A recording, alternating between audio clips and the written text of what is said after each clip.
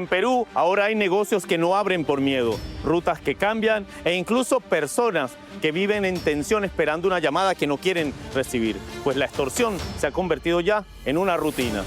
Algún negociante que quiere abrir su negocio no se va a sentir seguro porque lo van a estar extorsionando. Toda la población debe estar activo y debe poner las cosas ante las justicias. Pero mientras tanto, la respuesta del Estado va a ser poner más efectivos de seguridad en la calle. Pero la gran pregunta es, ¿esto soluciona el problema de raíz o son solo parches pequeños?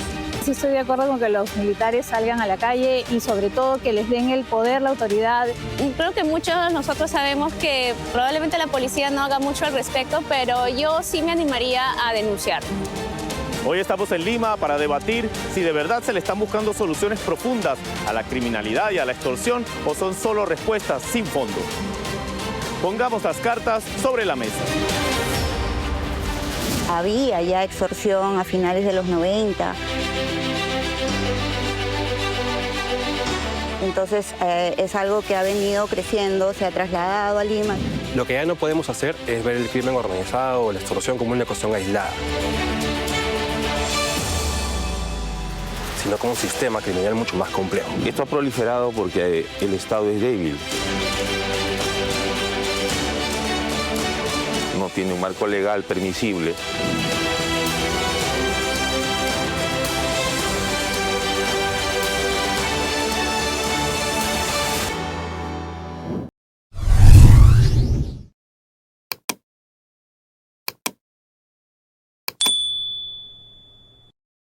Bienvenidos a Cartas sobre la Mesa. A ver, entiendo, según estaba leyendo incluso las estadísticas, que nada más en el 2025 hubo más de 26.000 denuncias de extorsiones aquí en el Perú. Y bueno, y estas son las registradas. No me quiero imaginar lo que pasa por debajo de la mesa. Con esas cifras, ¿esto se está convirtiendo ya en más que un simple delito? ¿Se está convirtiendo esto en una especie, digamos, de modelo criminal, si es por poderlo llamarlo así? Sí, yo creo que de hecho que sí, justamente hablamos de un negocio del crimen, ¿no? Y esto ha pasado porque se ve que es altamente rentable y tiene un muy bajo riesgo. Entonces, y esto es una lección que se ha aprendido, digamos, no ahorita, sino que viene desde un tiempo atrás. Recordemos que en el norte, en Trujillo, había ya extorsión a finales de los 90, entonces es algo que ha venido creciendo, se ha trasladado a Lima de una manera muchísimo más masiva, acompañada de otras cosas, se ha visto pues que es muy lucrativo y en este momento, en la crisis que tenemos en otras dimensiones sociales, se ha vuelto pues de bajo riesgo, ¿no? De muy bajo riesgo. Sí, bueno, en efecto hay que ver esto, siguiendo un poco lo que menciona Cecilia, en una lógica de modelo de negocio. Lo que ya no podemos hacer es ver el crimen organizado o la extorsión como una cuestión aislada, sino como un sistema criminal mucho más complejo, donde conviven mercados ilegales y también crimen predatorio. La extorsión es el mundo del crimen predatorio.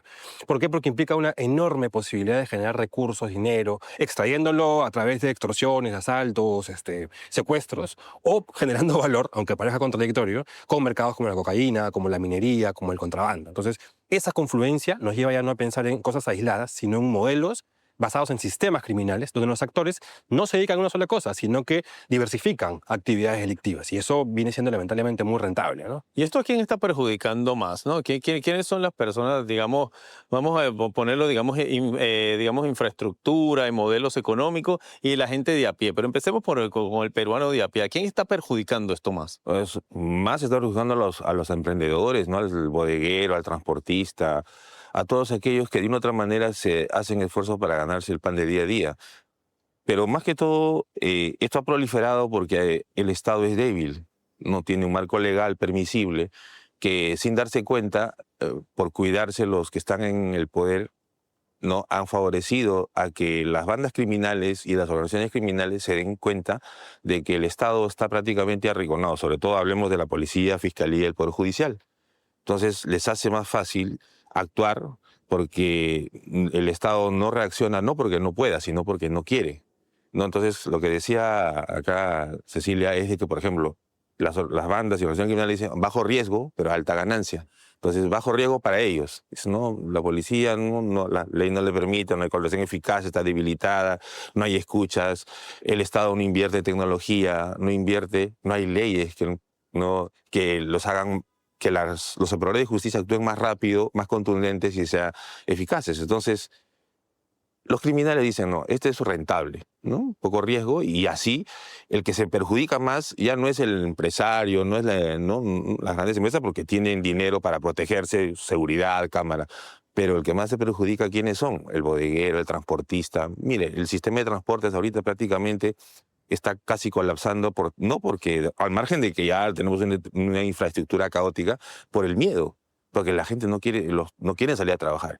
Y el ciudadano que quiere ir, o sea, la economía sufre por la acción del crimen, no por otros aspectos. Entonces, creo que... Sí, eso es sumamente importante, pero hablando un poco esto de la ganancia y del bajo riesgo, ¿por qué es de bajo riesgo? ¿Será porque estamos un poco como apuntándole a una solución que no es? Es decir, por ejemplo, yo he oído hablar de la militarización. Vamos a militarizar a la policía, pero el tema de extorsiones puntualmente no es un tema más de inteligencia, por ejemplo, de trabajo de inteligencia, de poder conseguir cómo se manejan estas redes, porque con la policía en la calle, ¿cómo identificas esto? Mira, tú mencionaste una cifra al inicio, ¿no? Que digamos es una cifra sorprendente de extorsiones, pero son las denuncias de extorsiones. Si tú revisas estas cifras en toda la cadena de administración de justicia, ves que finalmente todo este conjunto de denuncias, solamente el 1.7% llega a una sentencia efectiva, ¿no? Entonces, ¿y dónde se caen? Claro, los casos pasan a la fiscalía. La fiscalía tiene sus procesos, pero de ese conjunto de casos solamente llegan muy poquitos al Poder Judicial, y de esos poquitos que llegan al Poder Judicial, mucho menos aún llegan a una sanción efectiva.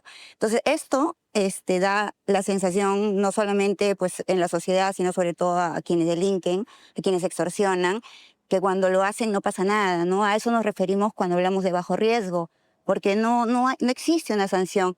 ¿Cuáles son los problemas? Sí, efectivamente, Walter tiene razón, ¿no? Hay un tema de inteligencia, hay un tema de corrupción, hay un tema también de las crisis que vivimos, institucionales, que no colabora también, ¿no? Un tema de legislación que tampoco ayuda.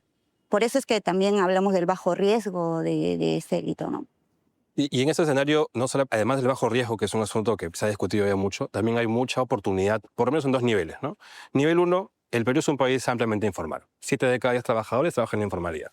La informalidad implica que tienes mucho dinero que fluye y se acumula sin control y sin vigilancia. Entonces, al informal le robas el dinero, tiene que explicarle a la policía de dónde vino.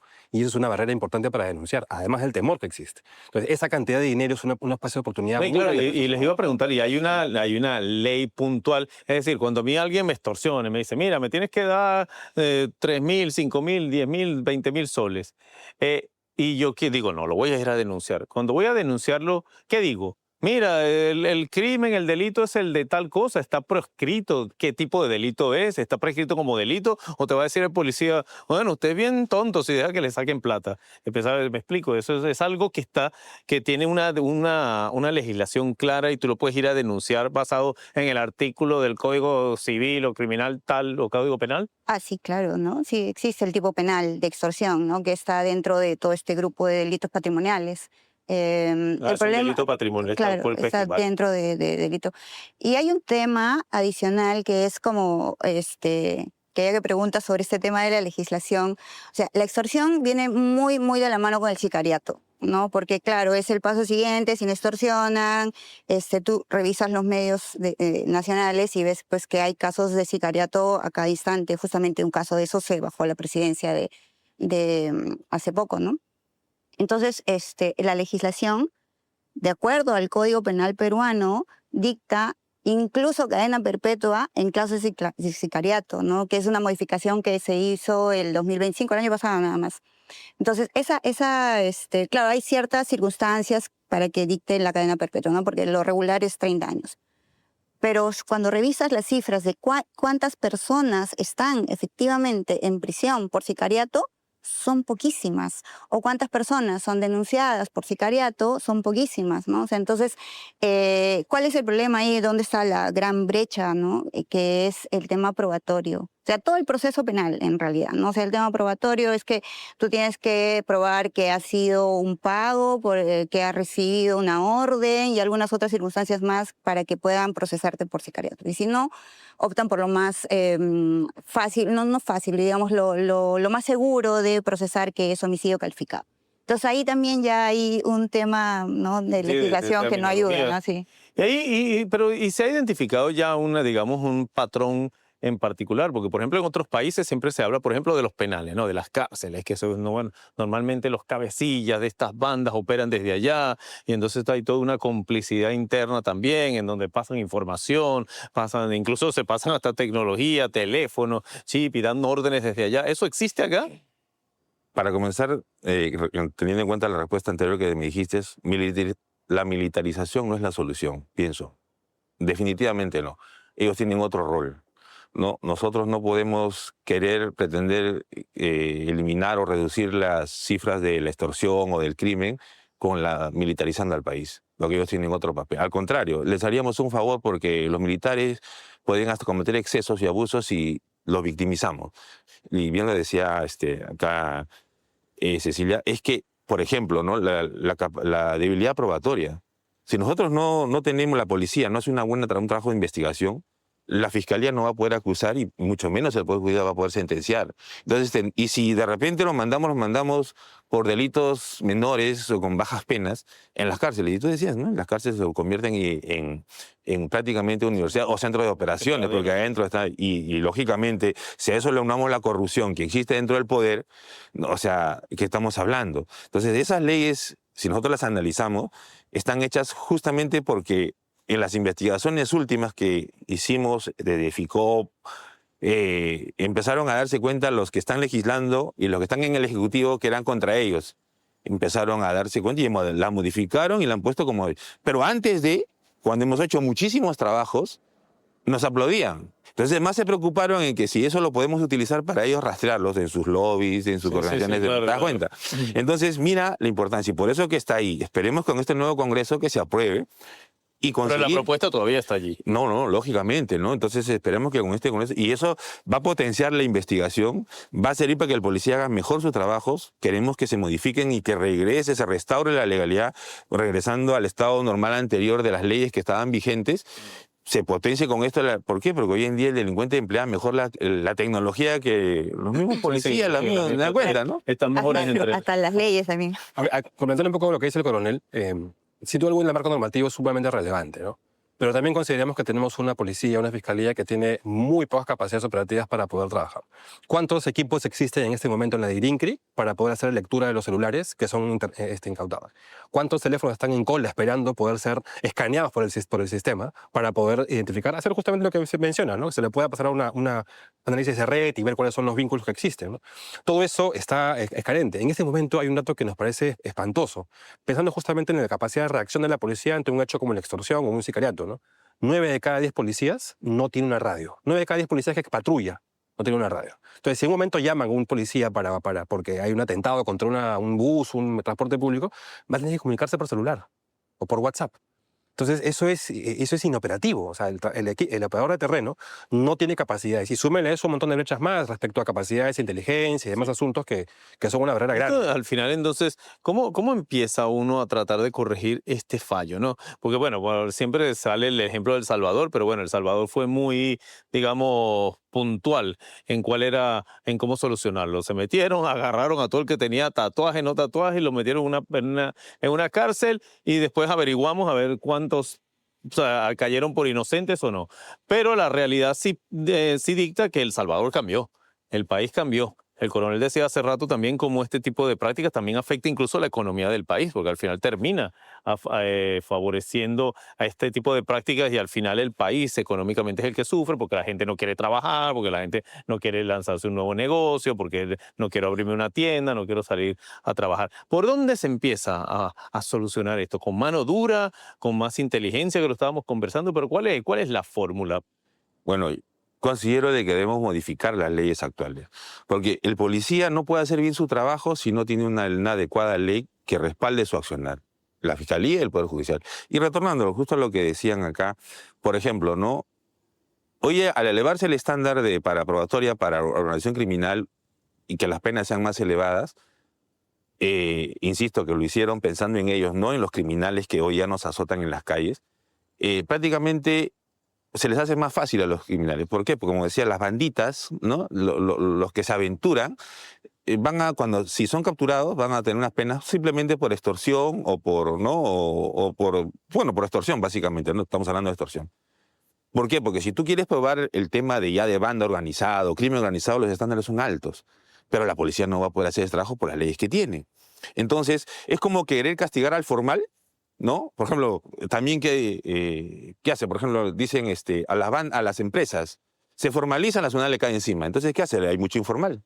¿Por qué? Porque no quiere pagar impuestos. Algo así se trastoca en ese tema.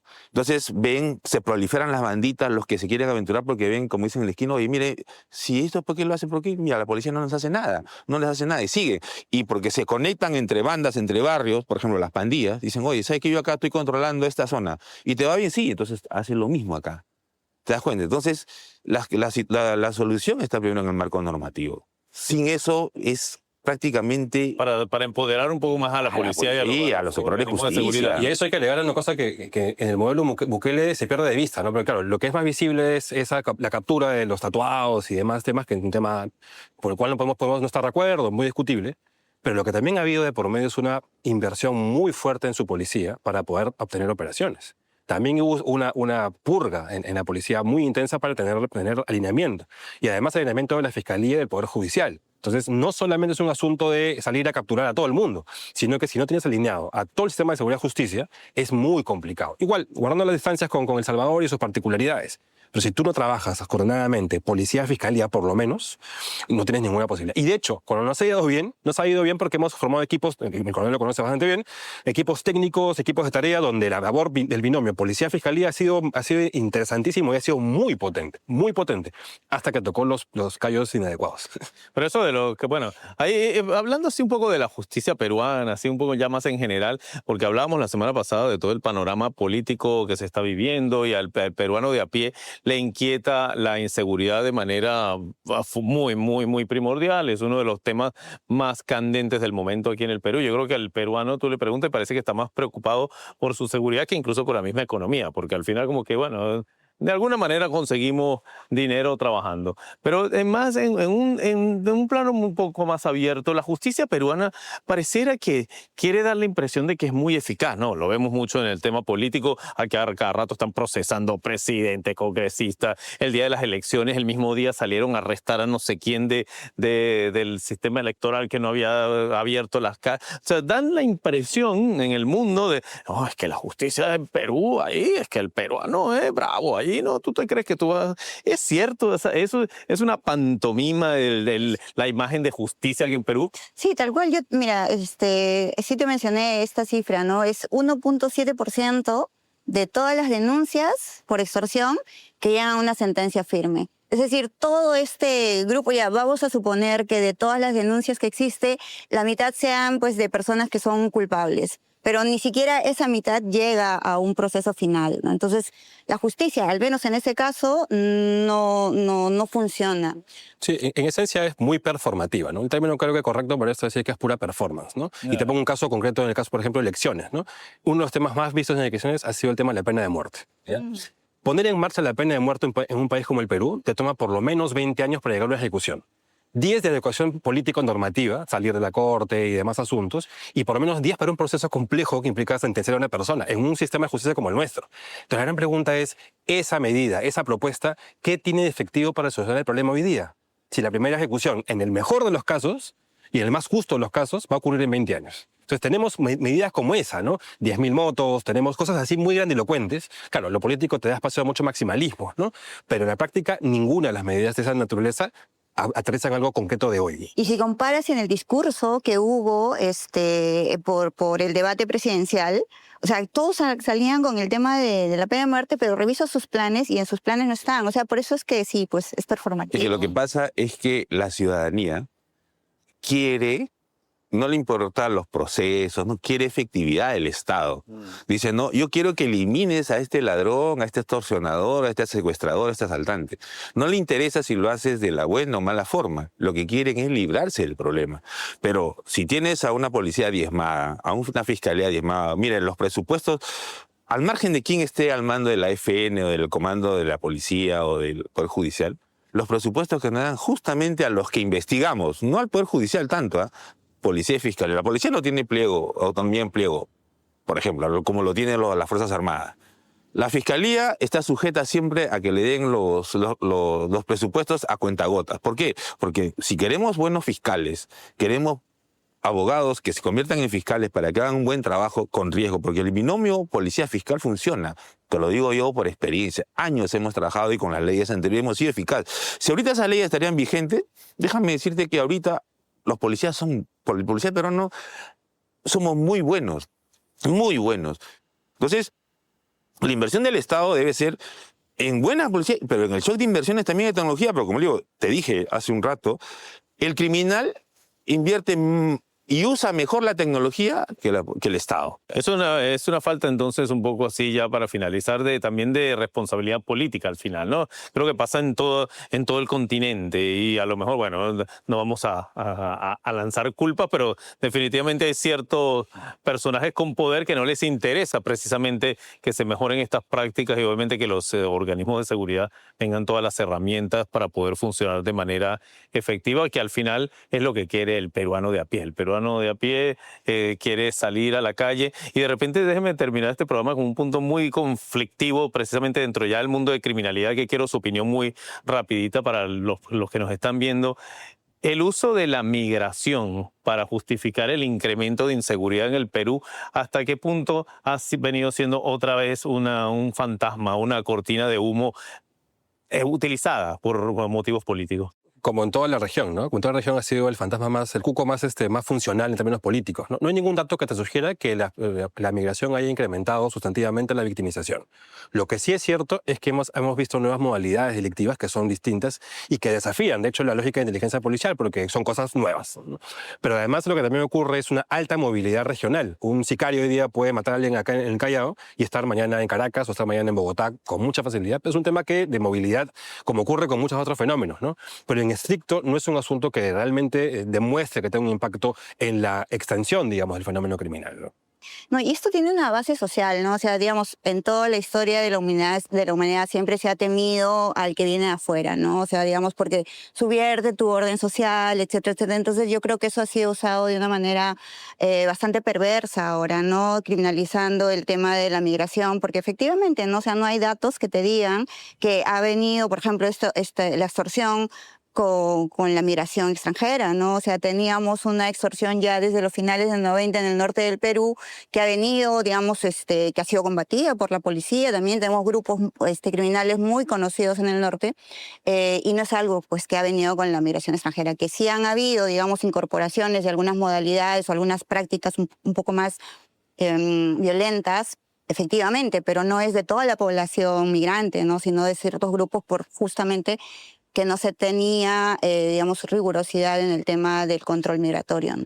Bueno, y yo considero de que efectivamente, ¿no? Las modalidades de los migrantes y aunado a la violencia que le han aplicado a sus métodos es lo que más nos ha impactado a todo el peruano, que de repente ha estado acostumbrado a vivir de otra manera con los delitos, ¿no? Entonces, es un reto, ha sido un reto, sí, pero como estamos ahorita, es difícil, ¿no? Entonces, claro, mayormente los extranjeros que han venido, los malos extranjeros, no todos los extranjeros, ellos han visto como que efectivamente, yo sí lo recalco, debilidad del Estado para responder ante eso.